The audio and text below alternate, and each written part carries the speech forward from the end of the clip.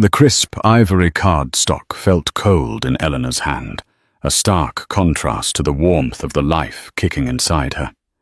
It was the official Godmother proposal written in Julian's impossibly perfect script. He wanted his closest friend, the ethereal Seraphina Dubois, to guide their unborn child. He called it a sacred honor.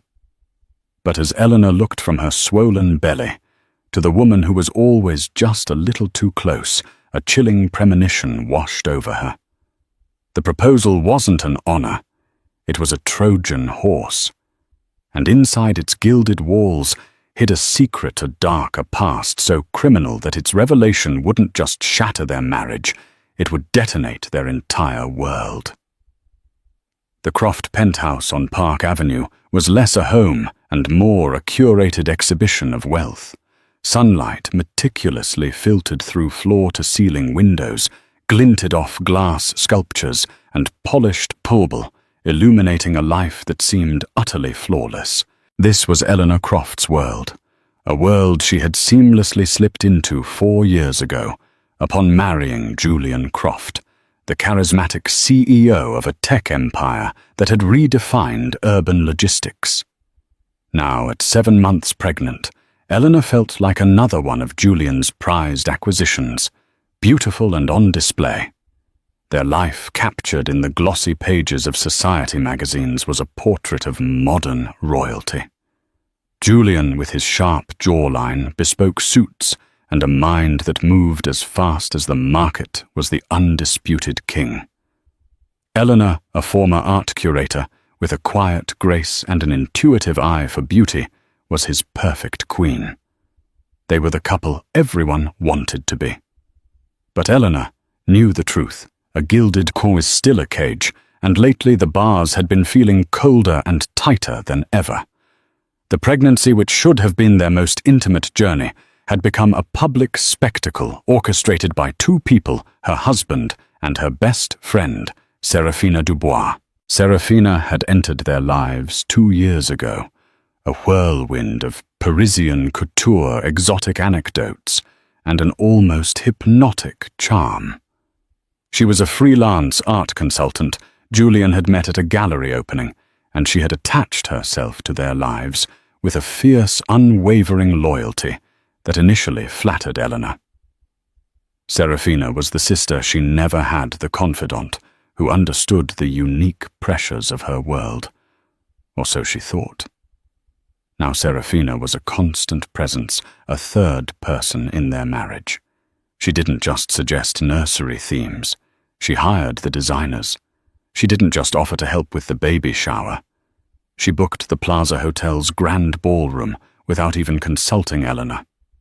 Julian, far from finding it intrusive, praised her efficiency.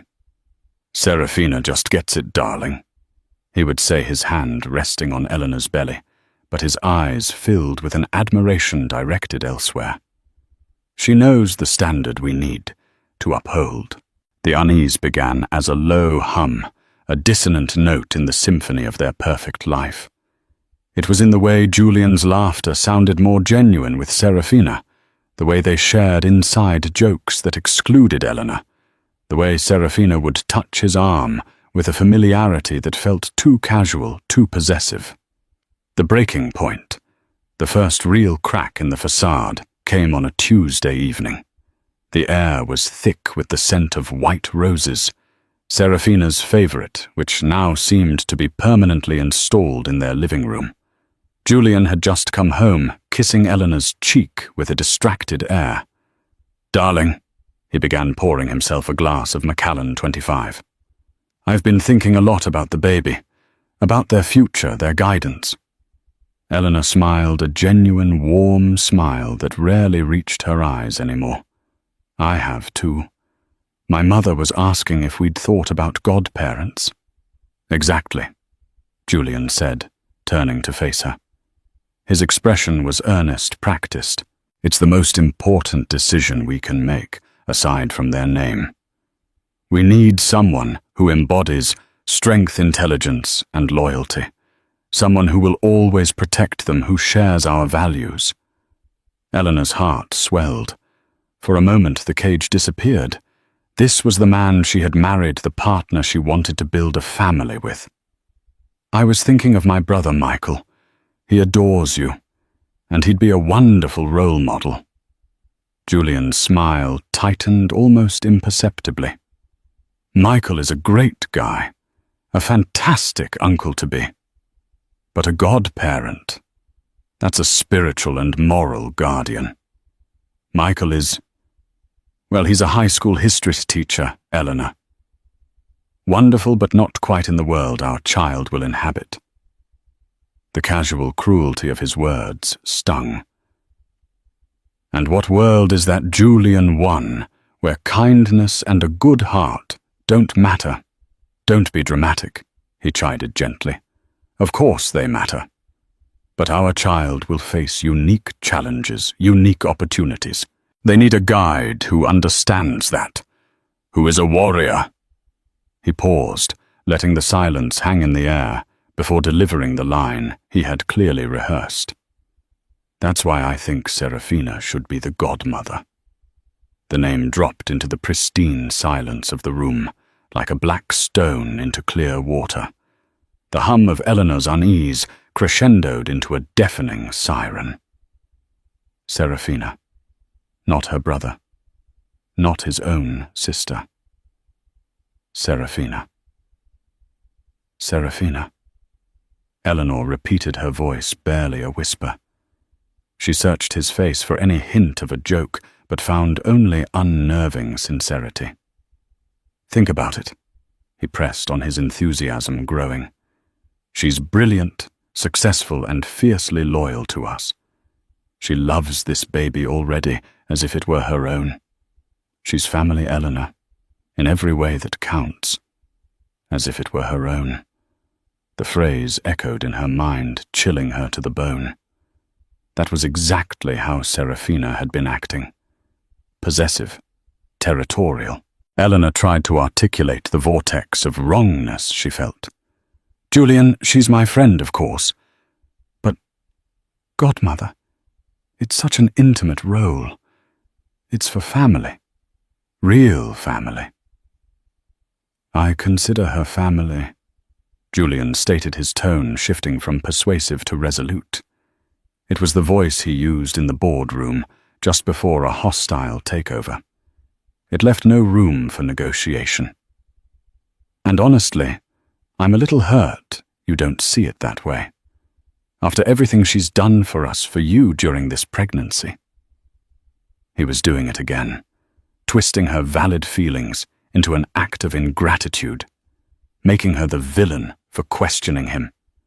The gaslighting was so smooth, so practiced, she almost fell for it.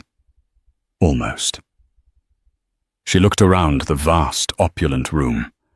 The art on the walls, once a source of joy, now felt like silent judging eyes. The whole world he had built for her suddenly felt like a beautifully designed stage for a play, where she was the only one who didn't know her lines. "All right, Julian," she said, her voice betraying a weariness that went bone deep. She knew it was a battle she wouldn't win tonight.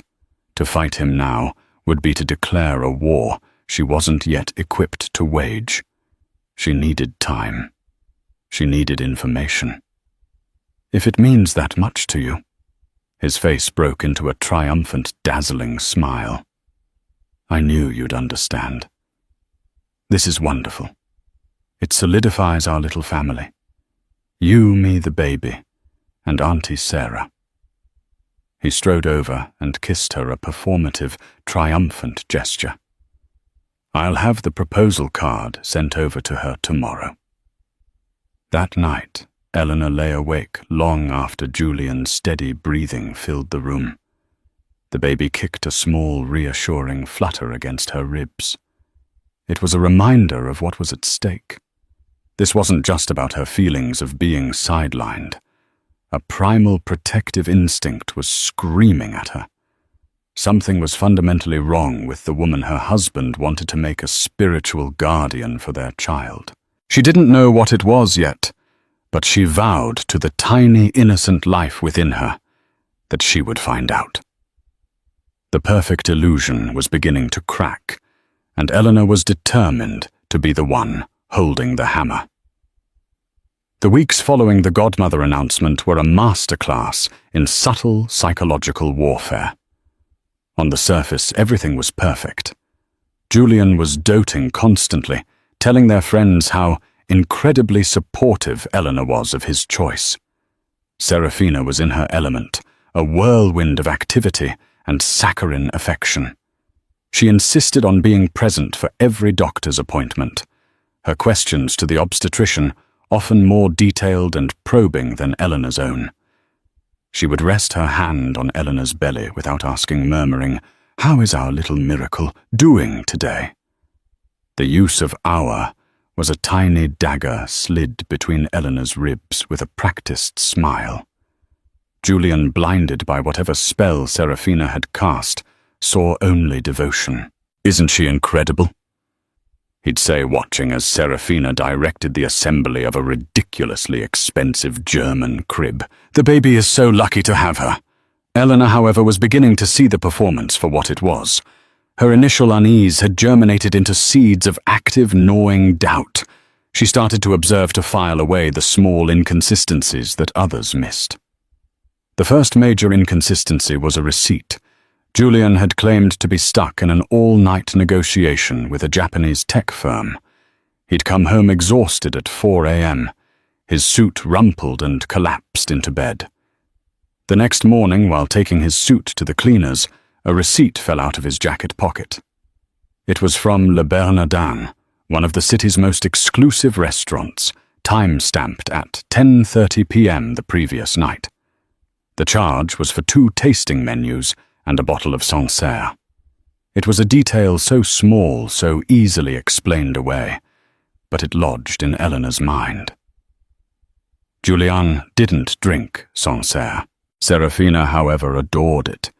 When she casually asked him about it, his response was smooth as silk. "Ah, yes.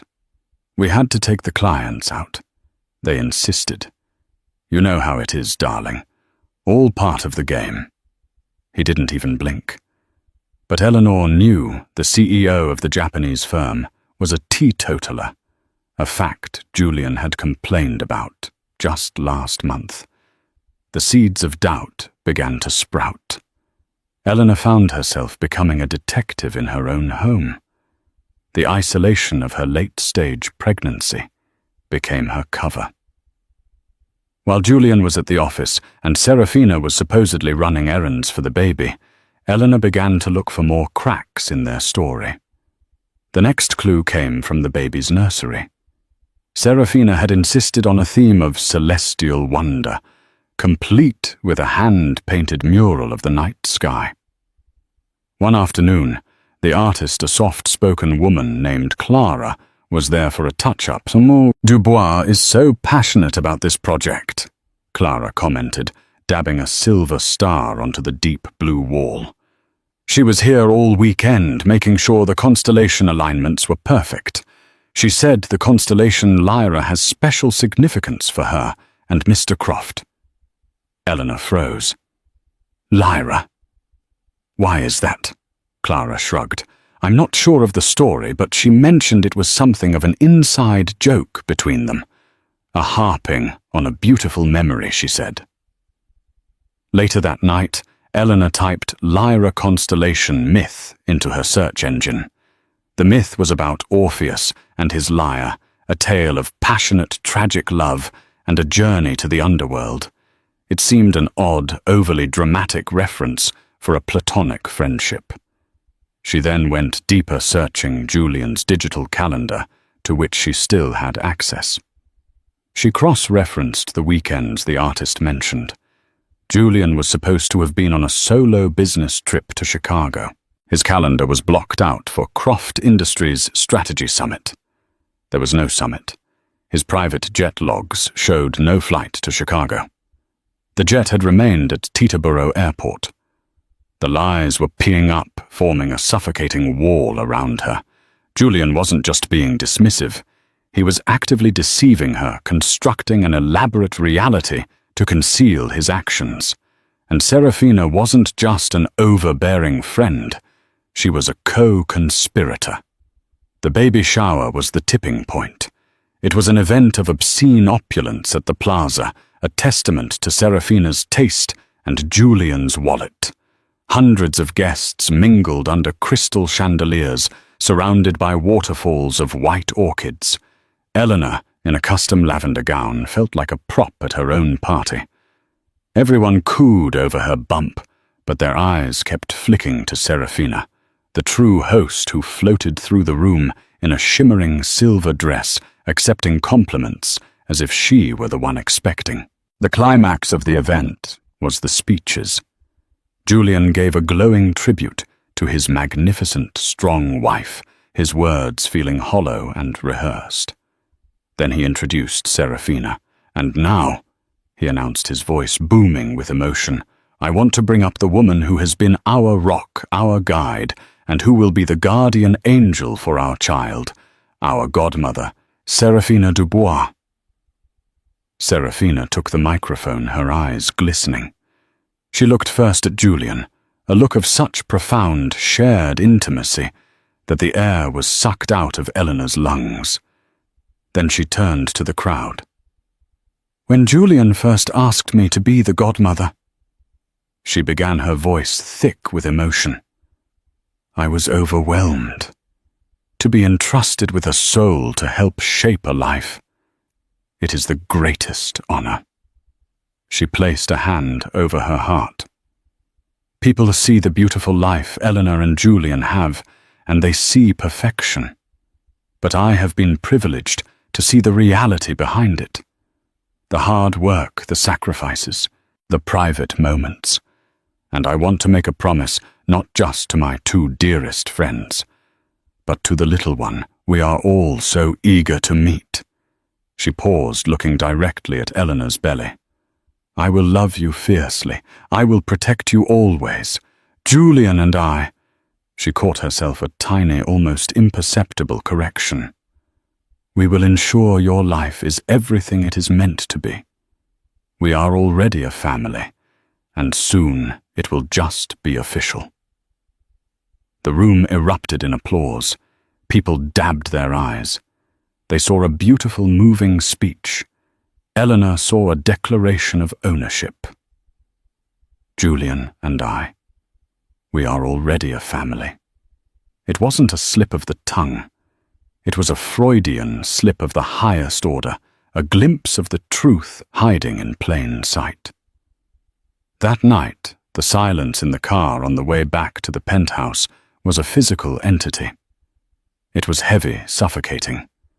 The mountain of gifts was meaningless. The pleasantries of their friends were forgotten. All Eleanor could hear was Serafina's voice claiming her child, claiming her life. Back in their apartment, Julian was on a high. Wasn't that incredible? People will be talking about this shower for years. Serafina outdid herself. Eleanor finally turned to him, her face a mask of cold fury. She referred to the baby as hers and Julian's. Julian laughed, waving it off. Oh, darling, don't be so sensitive. Your hormones are making you paranoid. It was a slip of the tongue. She was emotional. She meant we, as in all three of us. No, she didn't, Eleanor said, her voice dangerously quiet. Just like you weren't in an all-night meeting last Tuesday. You were at Le Bernardin, and you weren't in Chicago 2 weekends ago. You were here in New York with her. The smile vanished from Julian's face. His eyes, which could be so charming, turned to chips of ice. The mask of the doting husband fell away, revealing the cold, ruthless CEO beneath. You've been snooping, he hissed. I've been paying attention, she shot back. Something I should have been doing a long time ago. What is going on, Julian? Who is this woman? He stepped toward her, his posture intimidating. Serafina is our friend, and you are my pregnant, hormonal, and frankly hysterical wife. You need to rest. We will not speak of this again. He turned and walked into their bedroom, the dismissal as absolute as a judge's gavel. But he had made a fatal error. He had not only confirmed her suspicions, but he had also shown her his true face. He hadn't tried to explain the lies. He had attacked her for discovering them. Eleanor stood alone in the marble foyer, the silence of the vast apartment pressing in on her.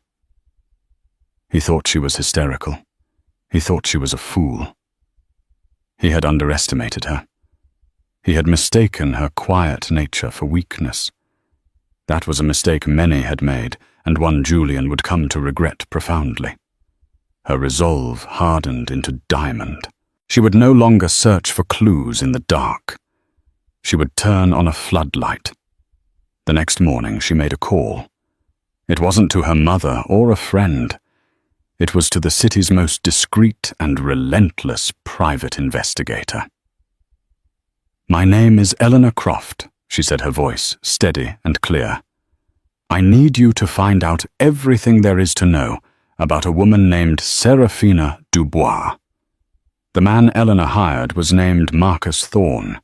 He was a former NYPD detective who had traded his badge for the more lucrative and morally ambiguous world of private investigation.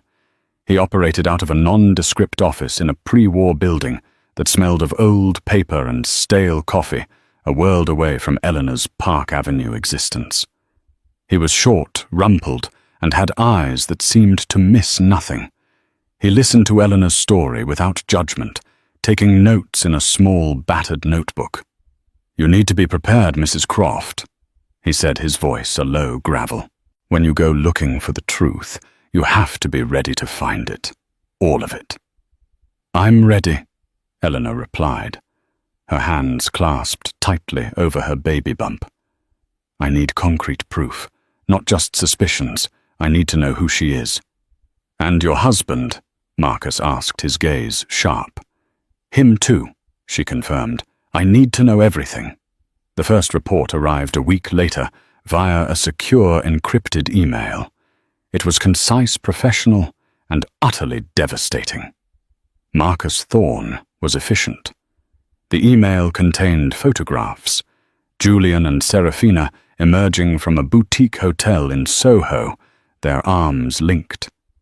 Julian and Seraphina sharing an intimate dinner on the candlelit terrace of a restaurant Eleanor had wanted to try for months. And the most damning one, Julian and Seraphina kissing passionately against the door of a chic West Village apartment. The timestamp on the photo was from an afternoon when Julian was supposedly in a board meeting. The pictures confirmed the affair with brutal clarity. Seeing the photographic evidence, the physical intimacy was a unique kind of pain. It was a betrayal made real, tangible. The gaslighting, the lies about her being hormonal and paranoid, it was all a deliberate, cruel strategy to make her doubt her own sanity while he lived a double life. But Marcus's report went deeper than just photographs. He had traced the lease on the West Village apartment. It was registered to Seraphina Dubois, but the rent was paid automatically each month from an offshore holding company. With a bit more digging, Marcus had pierced the corporate veil. The holding company, registered in the Cayman Islands, was owned by Julian Croft. He wasn't just having an affair. He was funding her entire life. Her designer wardrobe, her art world hobnobbing her very presence in their lives. It was all underwritten by Julian's wealth. She wasn't his friend. She was his mistress, installed so deeply into their lives that she was set to become the godmother of his child. The audacity of it, the sheer breathtaking arrogance, left Eleanor speechless. She spent the day in a daze, the digital report a toxic glow on her laptop screen. She felt a profound sense of foolishness, of humiliation. How had she not seen it?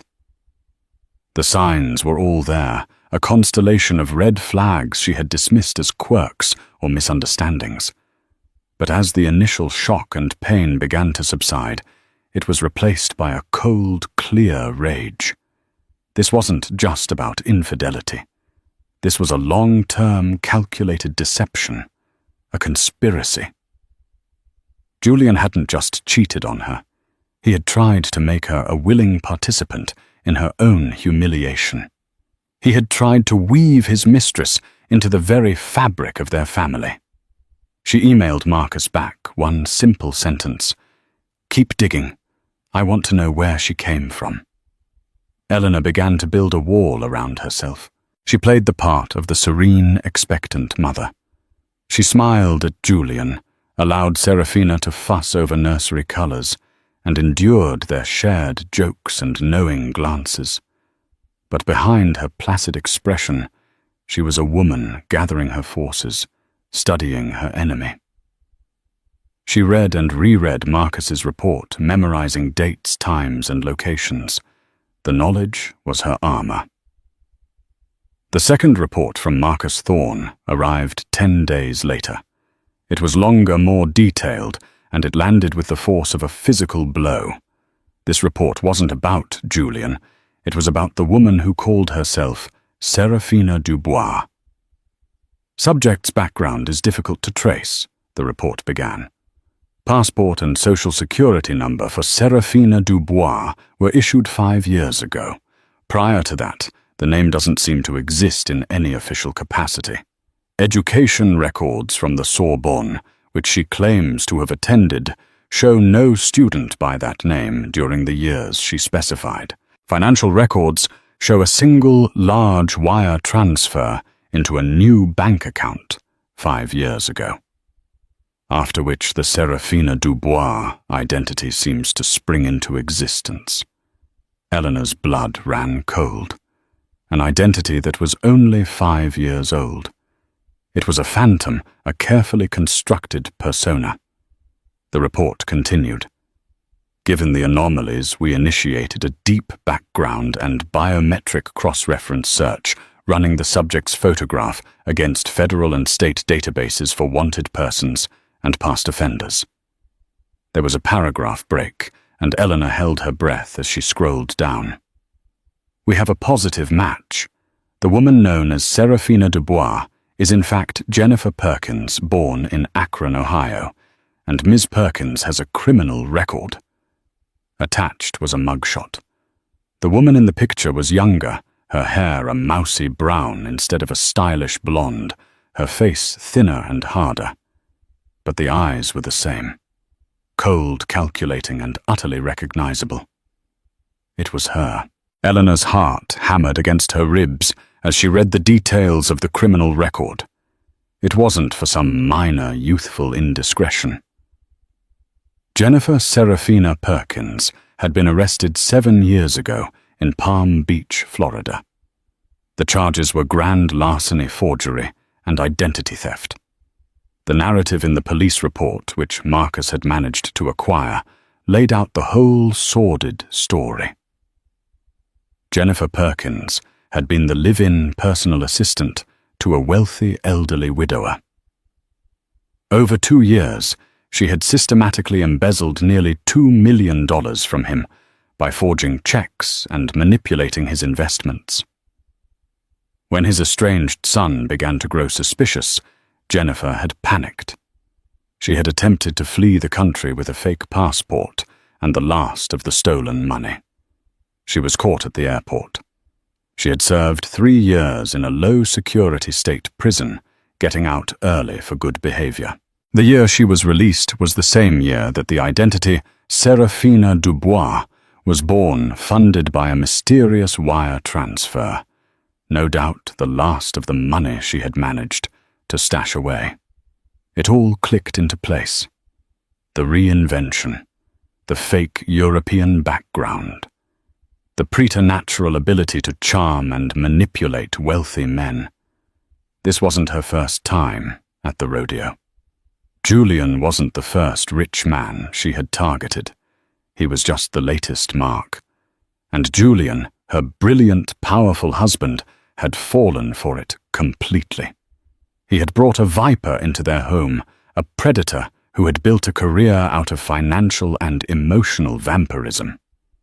The most chilling realization for Eleanor was the Godmother plot. It wasn't just about staying close to Julian.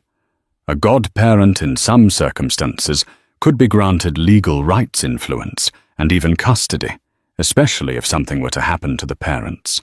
Was that Serafina's endgame?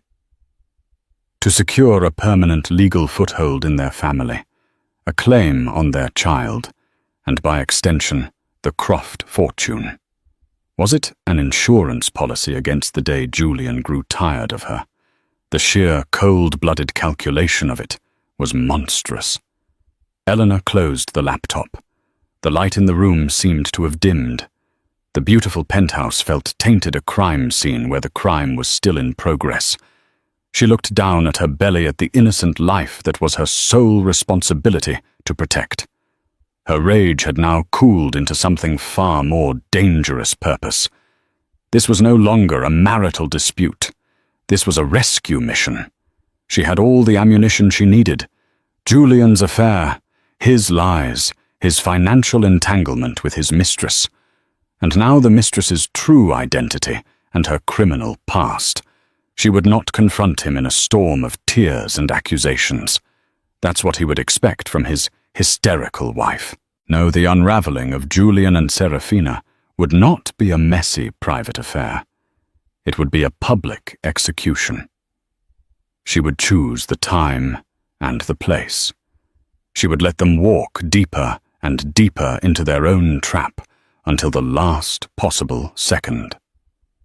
Then, with the calm precision of a surgeon, she would expose everything and everyone for exactly what they were. The show was about to reach its final, spectacular act. To understand the monster in her house, Eleanor knew she had to understand its origins. The criminal record was the what. Marcus Thorne's final detailed report was the why. He had delved deeper into the Palm Beach case, speaking to off-the-record sources, including a retired detective who remembered Jennifer Perkins all too well. The picture that emerged was of a woman who was not just an opportunist, but a master of psychological infiltration. Jennifer Perkins had grown up in the shadow of wealth, a girl from a working-class Akron family, who pressed her nose against the glass of a world she desperately wanted to enter. She was intelligent, observant, and possessed a chameleon-like ability to mirror the desires and expectations of those around her. She learned early that her looks and a well-told lie could open doors that her background kept firmly shut. Her first major mark, the elderly widower in Palm Beach, a Mr. Alistair Finch, hadn't just been a source of money. He had been her training ground. According to the retired detective, Jennifer hadn't just stolen from him. She had completely taken over his life. She isolated him from his family, convincing the lonely old man that his children were only after his fortune. She became his confidant, his companion, his sole gatekeeper. She chose his clothes, vetted his calls, and managed his social calendar. She made herself indispensable. The embezzlement was almost an afterthought, the prize for a game she had already won. Her mistake had been underestimating Finch's son, a tenacious lawyer who refused to be shut out. He was the one who uncovered the fraud and brought the whole house of cards crashing down. The detective noted that during her trial, Jennifer showed no remorse. Her only emotion seemed to be a cold fury at having been caught, at having her carefully constructed world dismantled. "She's a predator who disguises herself as a caretaker," the detective had told Marcus. "She finds a vulnerability, loneliness, ego, whatever, and she exploits it until there's nothing left." Reading the report, Eleanor felt a chill snake down her spine. The parallels were undeniable. Julian wasn't a lonely old man, but he was a man with a colossal ego, a man who craved admiration and a reflection of his own perceived greatness. Serafina hadn't preyed on loneliness. She had preyed on his vanity. She mirrored his ambition, celebrated his ruthlessness, and made him feel like the king of the universe in a way that Eleanor, with her quiet integrity, never could. She didn't challenge him. She deified him. And Eleanor herself had been part of the cover. Serafina had befriended Eleanor with the same meticulous care she had used to isolate Alistair Finch from his family. By becoming Eleanor's best friend, she had created the perfect alibi. Who would suspect the loyal, doting friend? It was a brilliant sociopathic strategy. The Godmother gambit, as Eleanor now thought of it, was the masterstroke. It was Jennifer Perkins's ultimate power play, an evolution of her methods. With Alistair Finch, she had been a gatekeeper. With the Croft baby, she would be a guardian, a legal recognized entity within the family structure. It gave her leverage. It gave her a claim. In the event of a divorce, she would be a permanent fixture in Julian's life through his child. If something happened to Julian, her proximity to his heir would be invaluable. And if a dark thought Eleanor couldn't shake something were to happen to her, the devoted godmother would be right there to step into the void. This was Serafina's long game. It was her insurance policy, her path to permanent security, embedded so deeply in the family that she could never be dislodged. The thought that this woman, this convicted fraudster, had held her, comforted her, and laid hands on her pregnant belly, made Eleanor feel physically ill. Every moment of their friendship had been a lie, a calculated move in a game Eleanor hadn't even known she was playing. Armed with this terrifying clarity, Eleanor began to plan. Her grief for her marriage had been cremated by her rage, and the ashes had solidified into a diamond-hard resolve. She would not allow this woman to have any claim, spiritual or otherwise, on her child. She maintained her placid facade, a feat of acting that deserved an award. She discussed birth plans with Julian, smiled at Serafina's suggestions for a baby registry, and played the part of the happy nesting mother-to-be. The closer she got to her due date, the more confident and brazen Julian and Serafina became. They believed they had won.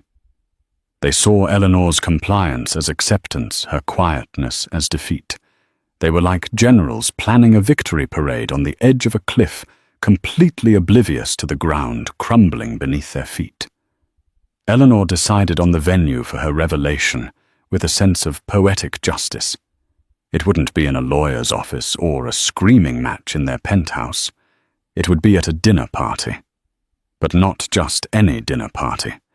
Julian, in a fit of familial piety, had decided to host a small, intimate dinner for their parents. His mother and father, a stern, old-money couple who valued reputation above all else, were flying in from Connecticut.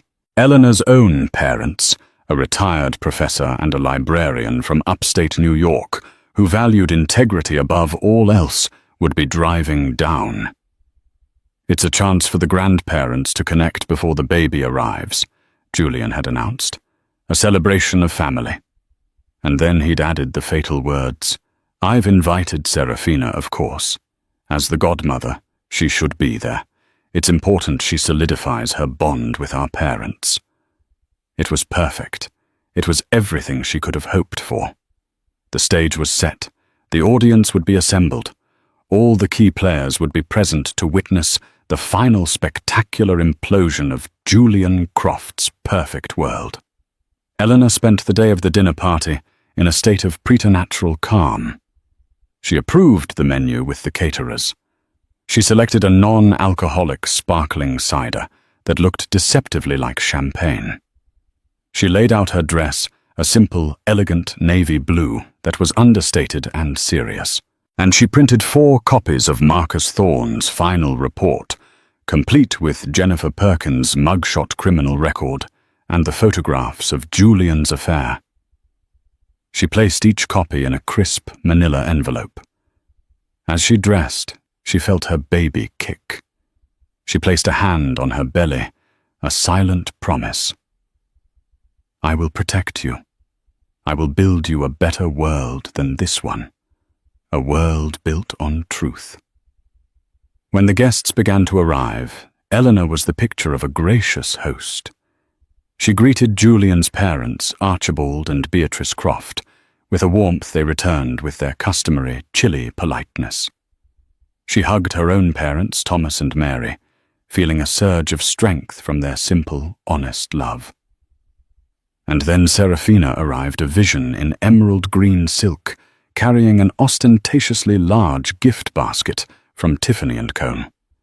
She glided into the room, kissing the air, by everyone's cheeks, her charm turned up to its highest wattage.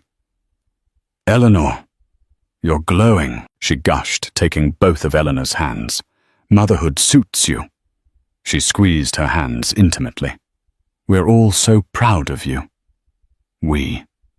The royal possessive we again. Eleanor simply smiled. "Thank you, Serafina. I'm so glad you could make it." The trap was set. The bait was taken. All she had to do was wait for the right moment to spring it. Dinner was an exercise in masterful hypocrisy. The conversation flowed as smoothly as the expensive wine Julian poured, touching on stock prices, the upcoming nursery, and the joys of impending grandparenthood. Julian was in his element, holding court at the head of the long, polished mahogany table. He was charming, witty, and attentive, the perfect son, the perfect husband, the perfect father-to-be. Serafina sat to Julian's right, playing her role with practiced perfection. She deferred to Beatrice Croft on matters of etiquette, praised Archibald's business acumen, and charmed Eleanor's parents with stories of her entirely fabricated childhood in the French countryside. She was the ideal addition to the family, a portrait of grace and devotion. At one point, she caught Eleanor's eye across the table and gave her a small conspiratorial wink, as if to say, "Look at us. We've done it. We're a team." Eleanor's stomach turned, but her smile never wavered. The main course plates were cleared, and dessert was served, a delicate raspberry mousse. This was the moment Eleanor had been waiting for. Julian, refilling his father's wine glass, tapped a knife gently against his crystal goblet. A hush fell over the table. "I'd just like to take a moment," he began, his voice filled with a deep, performative sincerity. He reached over and placed his hand over Serafina's. "I want to thank Serafina, not just for being here tonight, but for being the most incredible friend to me and Eleanor. Her support during this pregnancy has been a bedrock for us." He beamed at her. "As you all know, we've asked her to be our baby's godmother. It's a role we know she will fill with more love and wisdom than we could have ever hoped for. She is already family. So I'd like to propose a toast." He raised his glass. "To Serafina, the godmother." "To Serafina." The room echoed. Glasses clinked. Serafina's eyes welled up with perfectly timed tears as she smiled gratefully at Julian. Eleanor let the moment hang in the air for a beat, savoring the peak of their shared delusion. Then she slowly picked up her own glass of sparkling cider. "I'd like to propose a toast as well," she said, her voice cutting through the celebratory murmur. It was quiet, but it commanded the attention of the entire table. All eyes turned to her. "I want to second Julian's toast." She continued, her gaze sweeping over the faces of their parents, before landing on Julian and Serafina. "And to thank Serafina for everything she's taught me during this pregnancy." Serafina preened, a self-satisfied little smile playing on her lips. "Oh, Eleanor, that's so sweet. She's taught me about the importance of thoroughness." Eleanor went on, her voice hardening almost imperceptibly. "About doing your due diligence, about the need to look beneath a beautiful surface to understand what lies beneath. Invaluable lessons, especially when choosing someone to be a moral guide for your child. A flicker of confusion crossed Julian's face. This was not the speech of a compliant, grateful wife. And in the spirit of that honesty and thoroughness, Eleanor said, reaching down beside her chair, I have a small gift for our parents, a sort of getting-to-know-you profile for the godmother, so you can all truly appreciate the kind of wisdom she'll be imparting. She stood up slowly, her pregnant belly a shield of maternal authority. She walked first to Julian's parents, placing a manila envelope neatly beside Beatrice's dessert plate. Then she walked to her own parents, giving her mother's shoulder a reassuring squeeze as she placed another envelope before them. She kept one for herself and walked to the head of the table, placing the final 2 envelopes directly in front of Julian and Serafina. Eleanor, what is this? Julian demanded, his voice tight with irritation. This is hardly the time for games. It's not a game, Julian, Eleanor said, returning to her seat. Her voice was now as cold and sharp as ice. It's a background check. Please open it. A thick, tense silence descended. With trembling hands, Beatrice Croft opened her envelope. Archibald leaned over her shoulder. Eleanor's mother, Mary, opened hers. Her brow furrowed with concern. The first thing they saw was the mugshot. A collective gasp went through the room. Beatrice Croft's hand flew to her mouth, a horrified choke escaping her lips. Archibald's face, normally a mask of patrician indifference, turned a mottled, furious red. Serafina, or rather Jennifer Perkins, had gone deathly pale. She stared at the picture of her younger, harder self, as if she were seeing a ghost. What is the meaning of this? Archibald Croft boomed, slamming his fist on the table, making the dessert plates jump. He glared at his son. Julian, explain this, now. Julian tore open his own envelope, his hands shaking. He scanned the first page, his face draining of all color. He saw the name Jennifer Perkins, the charges for grand larceny, the details of the Palm Beach swindle. He flipped the page and saw the photographs of him and Serafina, kissing. He looked up, his eyes wide with panic, first at his parents, then at Eleanor. He opened his mouth, but no sound came out. He was completely, utterly exposed. Her name isn't Serafina Dubois, Eleanor explained to the horrified room, her voice a calm, damning monotone.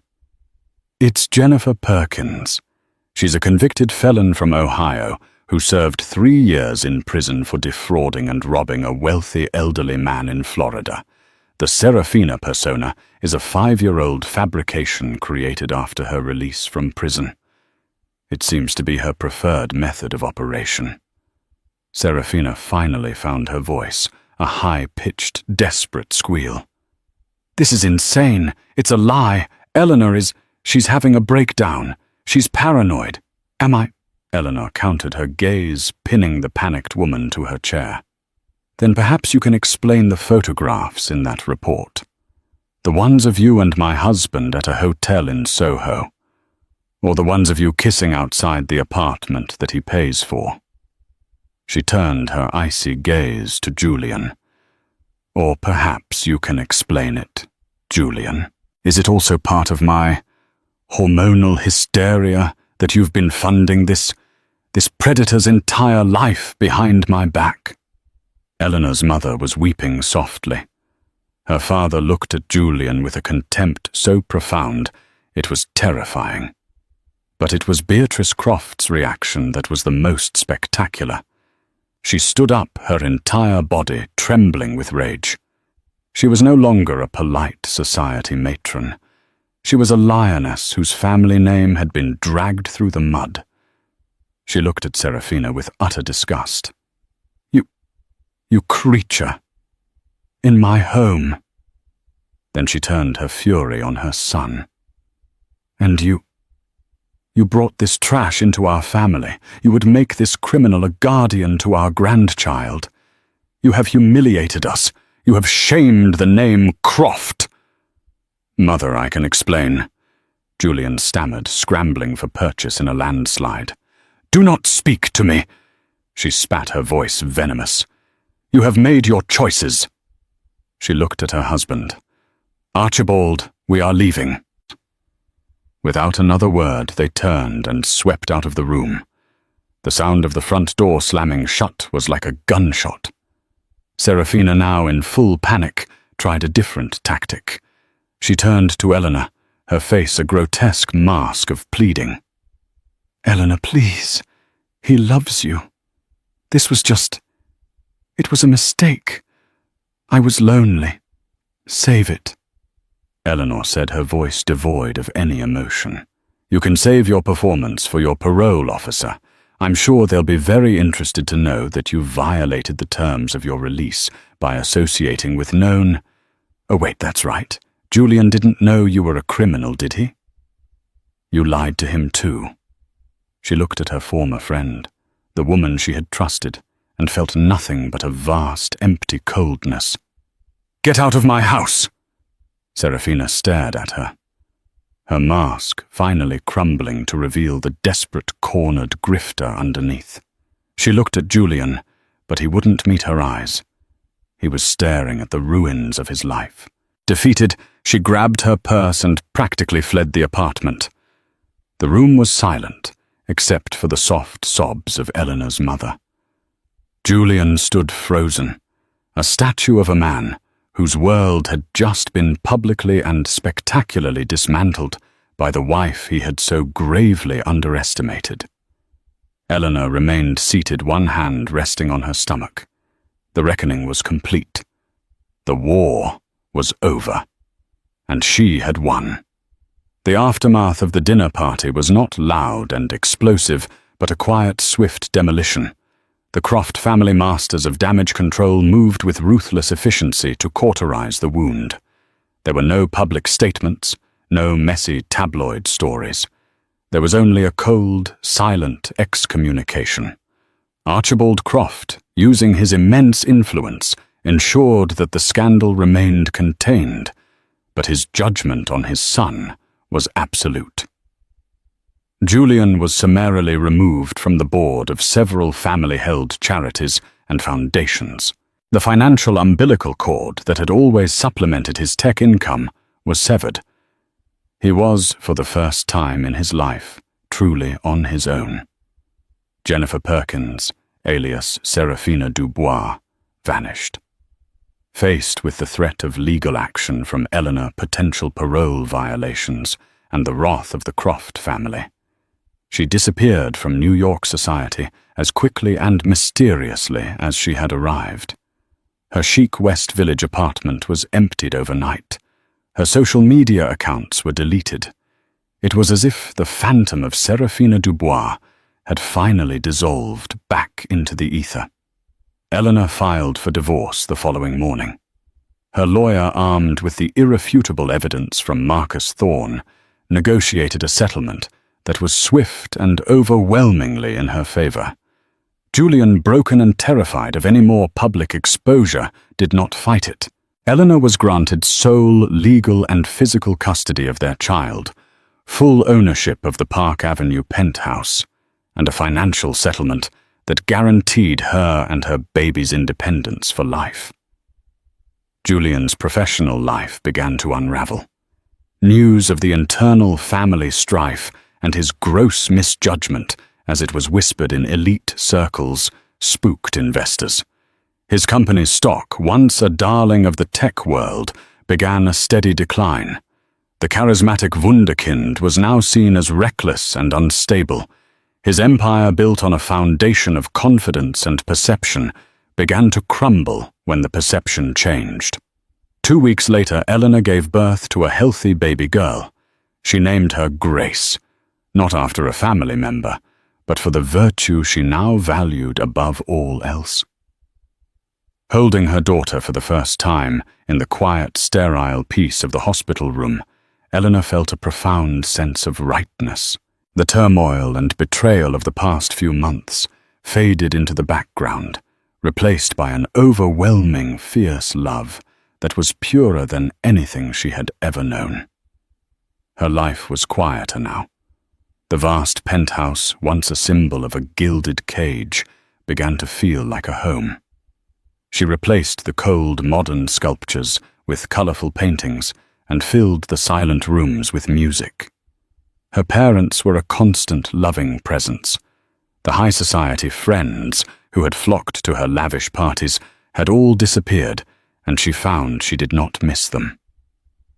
One crisp autumn afternoon, about 6 months after Grace was born, Eleanor was pushing a stroller through Central Park. The leaves were turning brilliant shades of orange and red. Grace was asleep, her tiny face serene. Eleanor felt a sense of peace she hadn't realized was possible. She had lost the perfect life. She thought she had wanted the life of a millionaire's wife that society coveted. But she had shed it like a snakeskin. What she had found instead was something infinitely more valuable herself. She was no longer a supporting character in Julian Croft's story. She was the hero of her own. She was a mother, a survivor, a woman who had faced down betrayal and criminality and had emerged not bitter, but stronger. She had protected her child, reclaimed her life, and found a quiet, unshakable strength in the ashes of her old world. The embers of her past had not consumed her. They had forged her. And as she looked down at her sleeping daughter, she knew that the future she would build for them, a future based on truth and integrity, would be more beautiful and more real than any illusion of perfection. That was the story of Eleanor Croft, a woman who refused to be a victim in her own life. She peeled back the layers of a perfect marriage to expose the rotten core of lies, infidelity, and a criminal conspiracy hiding in plain sight.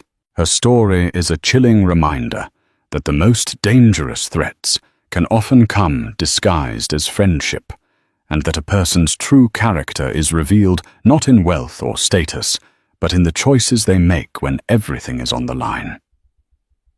What did you think of Eleanor's methodical and cold-blooded revenge? Was it justice, or was it merciless? Let us know your thoughts in the comments below. For more gripping stories of secrets, lies, and the ultimate triumph of truth, don't forget to like this video, share it with someone who loves a dramatic tale, and most importantly, subscribe to our channel, and hit the notification bell so you never miss a new story.